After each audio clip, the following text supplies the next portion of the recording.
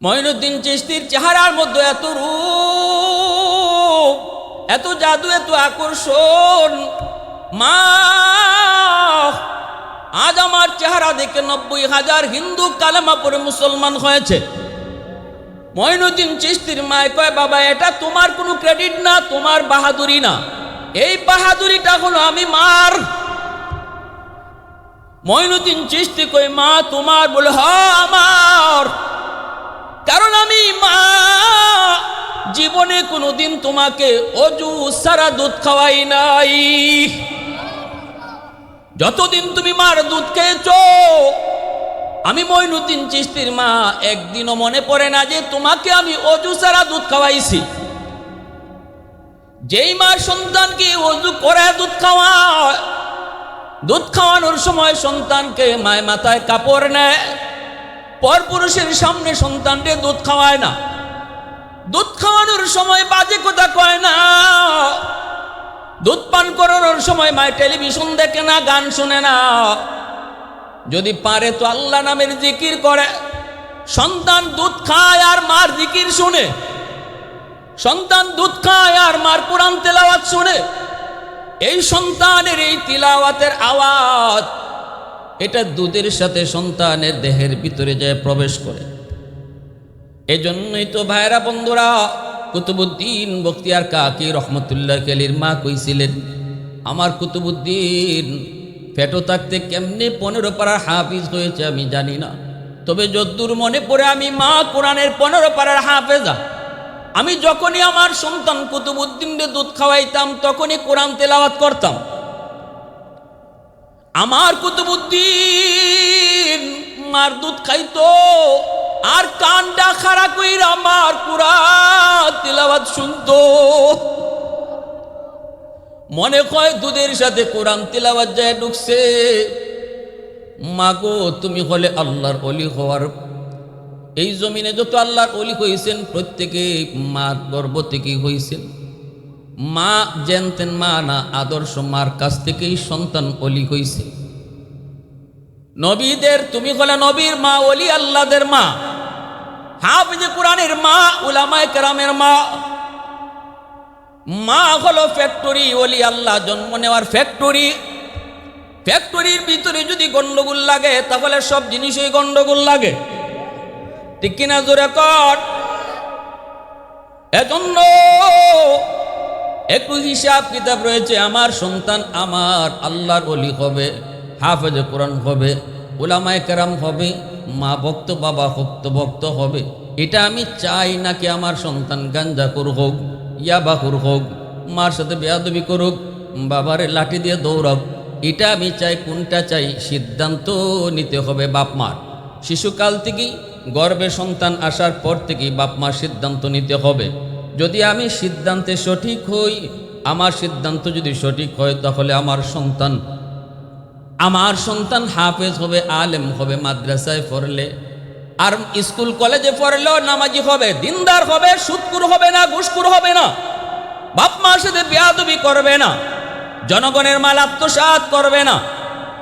যদি আমার বাপ মার সিদ্ধান্ত সঠিক হয়। এজন্যই মঈনুদ্দিন চিশতির মা কইছিল, বাবা মঈনুদ্দিন তোমার এই বুজুর্গি, এটা তোমার ক্রেডিট না, এটা আমি মার ক্রেডিট। তোমার এই উলায়াত, তোমার এই বুজুর্গি, এটা তোমার বাহাদুরি না, বাহাদুরি আমি মার। আব্দুল কাদের জিলানী কইছে এমনে না, যেই বাবা একটা ফল খাওয়ার কারণে এই ফলের মালিকের কাছ থেকে মাপ নেওয়ার জন্য মাইলকে মাইল পাড়ি দিয়া সেই মালিকরে বাইর করছেন। আম গাছ থেকে কত আম পরে আমরা খাইলাই, মালিকরে জিগায়ও না, ঠিক না? অথচ আম গাছ থেকে ফল পড়লে এই ফলের মালিক আমি হই না, ফলের মালিক যে গাছের মালিক সেই থাকে। আপনি পাইছেন বলেই মালিক না, বরং এই ফলটা মালিকের বাড়িতে নিয়ে যাবেন, যা কইবেন চাচা নেন আপনার গাছের একটা ফল পাইছি, আপনার গাছের একটা পাকনা আম পড়ছে, নেন আমটা নেন। যদি মালিকের রাখলাইলো, আর যদি মানুষের বাচ্চা হয় মালিক কইব, বাবা রে ইটাই আম খাইলা, জিগায় না তুমি ফাউরা আম এটা লই এসো আমার বাড়ির বাজান, তুমি যে খাও। শরীয়ত আপনাকে 100 এই আম খাওয়াটা হালাল বলছে। এই আমটা খাইবেন, এটা হালাল, এটা জায়েজ, এটা থেকে শরীরে হালাল রক্ত তৈরি হইব। আমরা সমাজও কিছু একটা প্রচার আছে এরকম, গাছ থেকে ফল পড়লে যে দৌড়ে হে ওই মালিক। এখন দেখছি বুড়া বেড়াইন তো আম পড়লে দৌড় মারে। আমি নিজের চোখে একদিন দেখছি ফুরুত্তায় দৌড় দেয় না, খালি বুড়া বেড়াইন তো আমের আওয়াজ, আম পড়ছে আওয়াজ হইলে দৌড় দেয়। তা আমি বললাম দৌড় দিয়ে কী করলেন আপনি? আমলি খাই লিবেন? কোথায় খাই লিতাম না নি। তখন আমি বুঝাইলাম যে না, এটা খাওয়ান দিত না। আব্দুল কাদের জিলানির বাবা ফানিতে বাসা যাইতেছে ফল, পেটের ক্ষুদা, নদীর ফারো বই দিয়েছিল, এই ফল লইয়া খাইল ইসলা, পেটের ক্ষুদা খাইয়া কোন ইন্না আলিল্লাহ। আমি এটা কি করলাম? আমি কার গাছের ফল খাইলাম? আমি কার গাছের আম খাইলাম? কার গাছের আপেল খাইলাম? ওই তো শুরু হয়েছে জ্বালা। কারণ পেটের ভিতর থেকে দুইটা আর বাইর করন যেত না। ও শুরু করছেন মালিক রে খুঁজা, খুঁজতে খুঁজতে খুঁজতে খুঁজতে নদীর ফারো বাগান পাইয়া মালিকের কাছে গেছেন মাপ নিতে। আর মালিকে তার উপযুক্ত একজন মেয়ে আসছিল, দিনদার ছেলে খুঁজতেছে, বিয়া দিত। মেয়েটা অনেক দিনদার, খুব বেশি পরহেজগার। দিনদার ছেলে খুঁজতেছে আর আল্লাহর কাছে চাইতেছে। আল্লাহ কয়, তুমি যে আমার কাছে এমন চাওয়া চাইছো, ওন ছেলে তো তোমার বাড়িতে আমি পাঠাই দিছি। দিনদার ছেলে খুঁজন লাগতো না। তা আল্লাহর কাছে চাওয়ার মতো চাইলে আল্লাহ কেমনে পাঠায়, কেমনে বাউ করে দেয়, ঠিক না নি? হ্যাঁ, আমরা তো চাওয়ার মতো চাই না, অর্ধেক চাই আল্লাহর কাছে আর অর্ধেক চাই চেয়ারম্যানের কাছে, ঠিক না নি? অর্ধেক চাই আল্লাহর কাছে আর অর্ধেক চাই দোকানেও। তো এই জন্য আল্লাহ খুশি না। আল্লাহ না, তুমি আমার কাছে ফুরাফুরি চাও, ব্যবস্থা তো আমি করে দিব, ঠিক না নি? তো উনি গেছে গিয়া কইতেছে, চাচা ফলের আমারে মাফ দিলেন। বাগানের মালিক কয়, মাপ দিতে পারি, শর্ত আছে। কই কি শর্ত? কয় আমার মেয়েরে বিয়া করণ লাগবো। আব্দুল কাদের জিলানী রহমতুল্লাহ আলাইহির বাবা বলতেছেন, ঠিক আছে আমি রাজি আছি। হুজুর আইসুননি? হুজুর কয়টায়? 9:30 না? রাজীপুরি সাহেব 10টায় নি? আচ্ছা, অসুবিধা হইতেছে আপনাদের? আমি আপনাদের সাথে খুব ঠান্ডাভাবে কথা কইতেছি, কারণ আমার খুব ভালো লাগতেছে। হুজুর কিন্তু আইসেন, রাজীপুরি সাহেব আইসেন, আলহামদুলিল্লাহ কোন সবাই। মনে হয় গরমে কষ্ট পাইতেছেন আপনারা। তো দেখছেন এই যুবকরা এমন এক পরিবেশে ওয়াজটা ফালাইছে, এমন এক টাইমে, না শীত না গরম। শীত হইলেও সমস্যা, গরম হইলেও সমস্যা। তবে আল্লাহর অশেষ রহমত, বৃষ্টি নাই, ঠিক না নি? ইজার দিনে আবার কোন সময় বৃষ্টি আই হয়, ঠিক নাই। বাগানের মালিকে কয়, রাজি খালি হইও না, আমার মেয়ে কিরকম জাননি, এই মেয়েরে তো কেউ বিয়া করতে চায় না। এটা কি কোন? বলে হ, কি সমস্যা? সমস্যা হইলে আমার মেয়ে চৌকে দেখে না, কানা। এটা হইল বাগানের মালিকের পরীক্ষা, যে তুমি লোভে ফইরা আমার মেয়েরে বিয়া করতেছো, নাকি আল্লাহ ডরে আইসো আর আল্লাহর ডরে আখেরাতের আজাবটারে ডরাইয়া তুমি বিয়ার প্রস্তাবে রাজি হইছো, এটা বুঝার লাগে। তখন আব্দুল কাদের জিলানির বাবা বলতেছেন, আবু সালে জঙ্গি ওনার নাম, তিনি কয়, কানা ওইল আমি রাজি, দুনিয়া কয়েকদিনের, আমি তারে নিয়ে সংসার করব, তবুও একটা ফল হারাম খাওয়ার কারণে জাহান্নামের আগুনে যে জ্বলমু, এটা আমি সইতাম পারতাম না। সুবহানাল্লাহ। 60-70 বছরের হায়াত আমার একজন অন্ধ বউ নিয়ে যদি চলতে হয়, আমি চলমু, খেদমত যদি তার করণ লাগে আমি তাও করবো, কিন্তু জাহান্নামের শাস্তি আমি সইতে পারবো না। সুবহানাল্লাহি ওয়া বিহামদিহি, সুবহানাল্লাহিল আযীম। ভাই, এই চিন্তাটা একটু করেন, আমরা কি করতেছি? আমরা তো বিষয়ই মনে করতেছি না, বিষয়ই মনে করতেছি না যে আমার কবরের হালত কি হবে, আমার মৃত্যুর পরবর্তী জীবনের অবস্থাটা কি হবে। আমি রাজি আছি, কয় শুধু এটা না, হাঁটতে পারে না আতুর, তিনি কোন তাও রাজি। কালো, জমের কালা, জমের কালা, তিনি কয় তাও রাজি। কয় কথা কইতে পারে না, বুবা, তিনি কইন তাও আমি রাজি। সুবহানাল্লাহ, জোরে কইন না।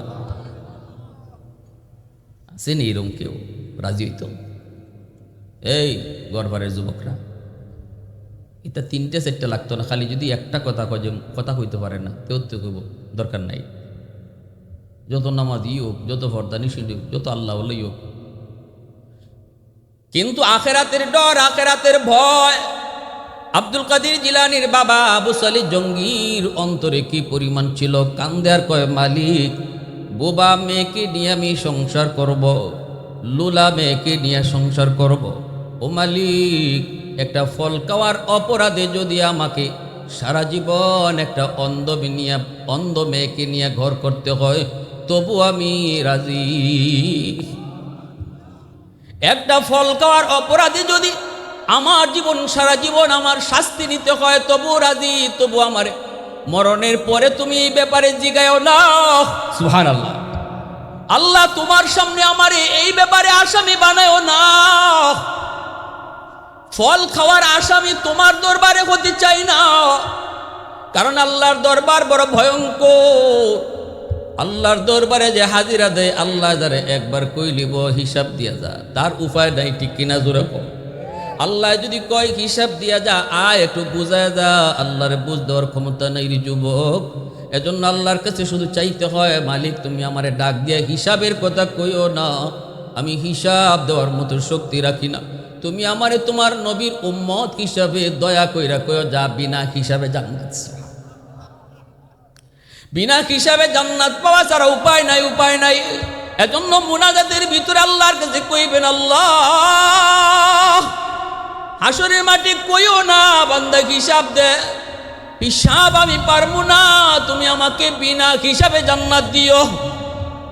কারণ তোমার হাবিব রে তুমি কইছো, তোমার হাবিবের উম্মত অধিকাংশ উম্মতকে তুমি বিনা হিসাবে জান্নাত দিবা। সুবহানাল্লাহ।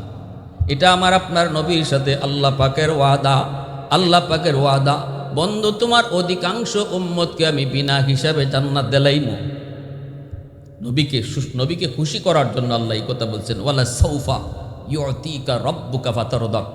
পবিত্র কোরআনে সূরাতুদ দুহা আল্লাহ বলে, বন্ধু হাসরের মাঠে তোমার একটা পুরস্কার দিব, এই পুরস্কারে তুমি একদম খুশিতে বাগবাগ হয়ে যাবা। নবী জানতে চাইছিলেন আল্লাহ সেটা কি? তখন আল্লাহ বলছিলেন, বন্ধু জানি উম্মতের লাগে কানবায় হাসরে, তখন অধিকাংশ উম্মতরে আমি বিনা হিসাবে জান্নাত দিলাইম। আল্লাহ তুমি আমাদেরকে এই দলে রাখো। জোরে কও না আমিন। আসতে হইছে, আমিনের আওয়াজটা আরো জোরে হইতো। আল্লাহ তুমি আমাদেরকে এই দলে রাখো, সবাই কোন আমিন। কিন্তু আব্দুল কাদের জিলানীর বাবা আবু সালেহ জঙ্গি বিয়ার পর যখন বাসর ঘরে ঢুকলেন, ঢুকে দেখেন এত সুন্দর, পুরা বাসর ঘরটা আলোকিত হয়ে গেছে। এত সুন্দরী একজন বউ বসা, যাওয়া মাত্রই তার দিকে চাইলো, বড় বড় চোখ নিয়ে চাইলো। উনি তো ভয় পেয়ে গেছে, কালও শুনছে, চোখে দেখে না, তাকাইছে, চোখও আছে, বুবা কথা কয় না। কিন্তু আব্দুল কাদের জিলানীর বাবা দেখে বিবি সাহেব বাসর ঘরের খাট থেকে কয়, আসসালামু আলাইকুম ওয়া রাহমাতুল্লাহ। সালামও যখন দিছে, বোঝা গেল কথাও কইতে পারে। দৌড় দিয়া বের হয়ে আইছেন, আয়া বলতেছেন, শ্বশুরকে ডাক দিয়া বলতেছেন, আব্বা মস্ত বড় ভুল হয়ে গেছে, মনে হয় আমাকে ভুল জায়গায় পাঠায় দিছেন, মনে হয় ভুল জায়গায় পাঠায় দিছেন। ভুল জায়গায় কেন কয়? এই জন্য। কিন্তু শ্বশুরা কয়, বাজান রে, আমি এটা পরীক্ষা নিয়েছিলাম কতদূর তোমার অন্তরে আল্লাহর ভয় আছে, আখিরাতের জাহান্নামের শাস্তির ভয় কি পরিমাণ আছে, এটা পরীক্ষা নেওয়ার জন্য এত কিছু বানায় বানায় কইছি। মূলত আমার মেয়েটার কোনো দোষ নাই, নিখুঁত, চোখে দেখে না, এজন্য বলেছি বেগানা পুরুষ কোনোদিন জীবনে দেখে নাই। সুবহানাল্লাহ জোরে কও। বেগানা পুরুষ আমার মেয়েটা জীবনে কোনোদিন দেখে নাই, এজন্য কইছি চোখে দেখে না। বেগানা পুরুষের সাথে জীবনে কোনোদিন কথা কয় নাই, এজন্য কইছি কথা কইতে পারে না। পর্দার বাহিরে কোনোদিন যায় নাই, এজন্য কইছি আটতে পারে না। সুবহানাল্লাহ জোরে কও। मैं तालिब मौला हूँ मेरे इश्क निराला, मैं तालिब मौला हूँ मेरे इश्क निराला, है जुमला जहाँ जिनके तजल्ली से उजाला, है जुमला जहाँ जिनके तजल्ली से उजाला, मा दर्द जहाँ गैर खुदा यार नदारे, जुजियात खुदा ही दिगर কারে নাদারেম যদি আদে খুদাহি চেদিগর কারে নাদারেম। মুসলমানের আওয়াজে কও আল্লাহু আকবার। আব্দুল কাদের জিলানী আসার দরজা আল্লাহ বন্ধ করে নাই। ওই মা ওই বাবার গর্ভ থেকেই আব্দুল কাদের জিলানী এসেছে।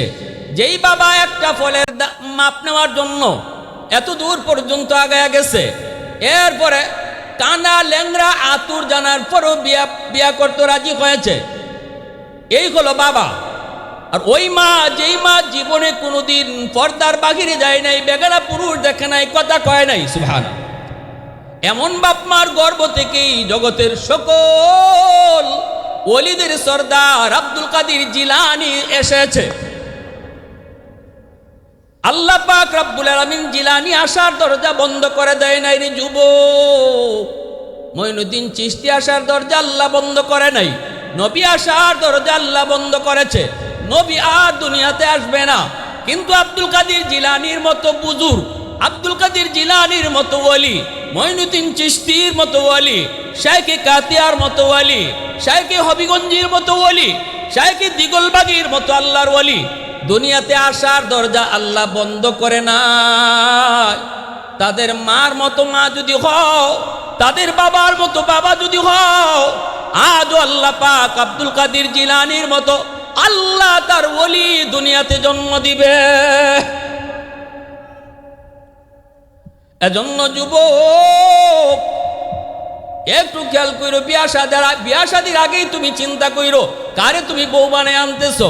সে শুধু তোমার বউ না, সে শুধু তোমার বউ না, যারে বউ বানায় আনতেছো সে কিন্তু তোমার সন্তানের মা, ঠিক না? নি কয়েকদিন পরেই কিন্তু তোমার সন্তানের মা হবে।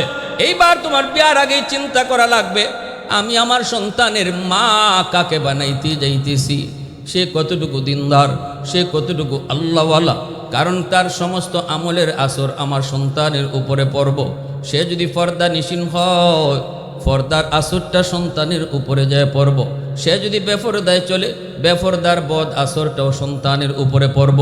সে যদি নামাজি হয়, দিনদার হয়, নামাজের আসরটাও সন্তানের উপরে পড়ব।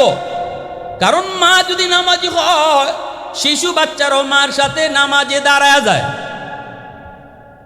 এজন্য বিয়ার আগে থেকেই চিন্তা করবা, না চিন্তা করবা দিনদারিটারে প্রাধান্য দিবা। এজন্যই তো রসুল কইছে ফাসফার বিজাতিদ দ্বীন, দিনদারিটারই তুমি প্রাধান্য বেশি দিবা। সুন্দর যদি তুমি দিনদারির সাথে পাও তাহলে তো ওয়েলকাম। দিনদারির সাথে যদি তুমি বংশ ভালো পাও, ওয়েলকাম। দিনদারির সাথে যদি সম্পদ তুমি বেশি পাও, ওয়েলকাম, ভালো। কিন্তু যদি দিনদারি না পাও, বেপরদায় চলতো, পরপুরুষে দেখায় দেখায় হাঁটতো, নামাজ নাই কালাম নাই, এমন মেয়ে যত সুন্দরী হোক, যত বংশওয়ালার ফুরি হোক, যত টাকা